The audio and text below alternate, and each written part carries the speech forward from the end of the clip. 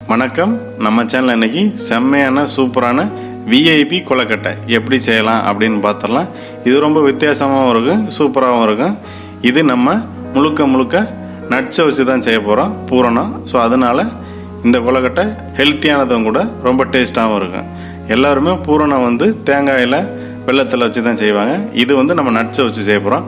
வாங்க அது எப்படி பண்ணலாம், அது தேவையானது என்னென்னு பார்த்துடலாம். ஒரு கப் பச்சரிசி மாவு எடுத்துக்கலாம். ஒரு சிட்டிகை உப்பு சேர்த்துக்கலாம். உப்பு சேர்த்துட்டு நல்லா மிக்ஸ் பண்ணிக்கலாம்.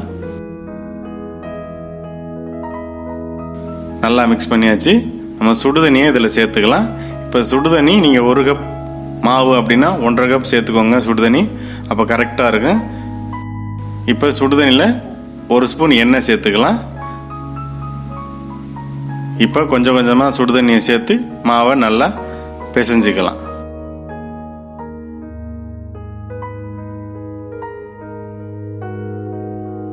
நீங்கள் கையை வச்சு இப்போ செய்யாதீங்க, ஏன்னா சுடுதண்ணி ஊற்றும் போது ரொம்ப சூடாக இருக்கும் மாவு. நீங்கள் ஒரு ஸ்பூனோ ஒரு கரண்டியோ இந்த மாதிரி வச்சு நல்லா மிக்ஸ் பண்ணிக்கோங்க. இப்போ நல்லா மிக்ஸ் பண்ணியாச்சு. இப்போ வெதுன்னு இருக்குது. நம்ம கையை வச்சு நல்லா பிசைஞ்சிக்கலாம்.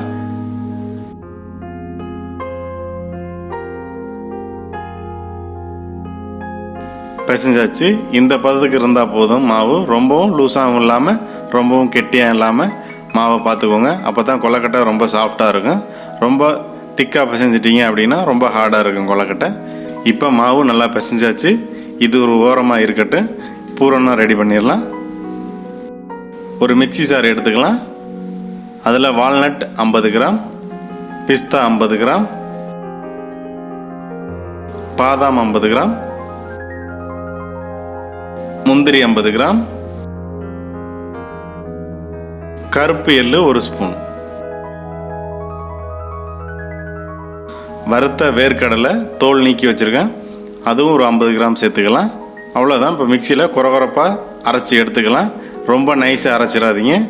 ஒரு அரை முடி தேங்காய் துருவி வச்சுருக்கேன், அதையும் இப்போ சேர்த்துக்கலாம். இதை ஒரு லைட்டாக ஒரு ஓட்டி எடுத்துக்கலாம். தேங்காயும் லைட்டாக ஓட்டி எடுத்தாச்சு. இது ஒரு பாத்திரத்தில் மாற்றிடலாம். ஒரு அரை ஸ்பூன் கருப்பு எள்ளு சேர்த்துக்கலாம். திராட்சை ஒரு 50 கிராம் சேர்த்துக்கலாம். வெல்லம், தூள் வெல்லம் இல்லை நாட்டு வெல்லம் இந்த மாதிரி நீங்கள் சேர்த்துக்கோங்க. 100 கிராம் எடுத்துருக்கேன். நீங்கள் நாட்டு சர்க்கரை சேர்த்துக்கலாம், கருப்பட்டி இருந்தால் கூட சேர்த்துக்கலாம்.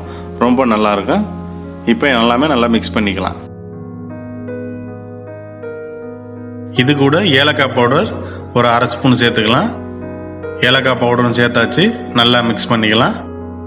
இப்போ பூர்ணம் ரெடி ஆயிடுச்சு. கொலக்கட்டை செஞ்சிடலாம். இந்த மாதிரி அச்செல்லாம் கடையில் விற்கும், நம்ம வாங்கிட்டு வந்திருக்கோம். இதில் கொஞ்சம் எண்ணெய் தடவிக்கலாம். அச்சில் செஞ்சேன் அப்படின்னா கொஞ்சம் அழகாக இருக்கும் கொலக்கட்டையெல்லாம். ஸோ அதுக்காக தான். உங்களுக்கு கையில் பிடிக்க தெரியும் அப்படின்னா நீங்கள் கையில் கூட பிடிச்சிக்கலாம். அதுக்காக தான் இப்போ இந்த அச்சிலெல்லாம் எண்ணெய் தடவிக்கிறோம். இப்போ எண்ணெய் தடவியாச்சு. இந்த மாதிரி கொஞ்சமாக மாவு உருண்டை பிடிச்சிட்டு இதை இதுக்குள்ளே வச்சுட்டு இதுக்குள்ளே கொஞ்சமாக நம்ம செஞ்சு வச்ச பூரணத்தை இதில் வச்சிடலாம். பூரணம் அதிகமாக வைங்க, அப்போ தான் நல்லா இருக்கும் நம்ம சாப்பிடும்போது கொலக்கட்டை. அவ்வளோதான். இது மாதிரி வச்சுட்டு இந்த மாதிரி ப்ரெஷ் பண்ணி எடுத்துட்டாவே நம்மளுக்கு கொலக்கட்டை ரெடி ஆயிரும். இப்போ கொலக்கட்டை ரெடி ஆயிடுச்சு. இதே மாதிரி எல்லா மாவுமே நம்ம செஞ்சு எடுத்துக்கலாம். இப்போ பாருங்கள், செம்மையாக சூப்பராக கொலக்கட்டை அச்சில் வச்சு எடுத்தோடனே வந்துருச்சு. இதே மாதிரி இருக்கிற எல்லா மாவுமே நம்ம செஞ்சு எடுத்துக்கலாம். இப்போ செஞ்சு எடுத்தாச்சு. இதை இட்லி தட்டில் வச்சு வேக வச்சிடலாம்.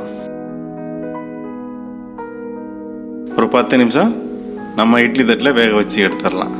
அவ்வளோதான். செம்மையான சூப்பரான கொலக்கட்டை ரெடி ஆயிடுச்சு. கண்டிப்பாக இதே மாதிரி இதே அளவுகளோடு நீங்களும் செஞ்சு பாருங்கள். நம்ம சேனலை பிடிச்சிருந்தா லைக் பண்ணுங்கள், ஷேர் பண்ணுங்கள், சப்ஸ்கிரைப் பண்ணுங்கள்.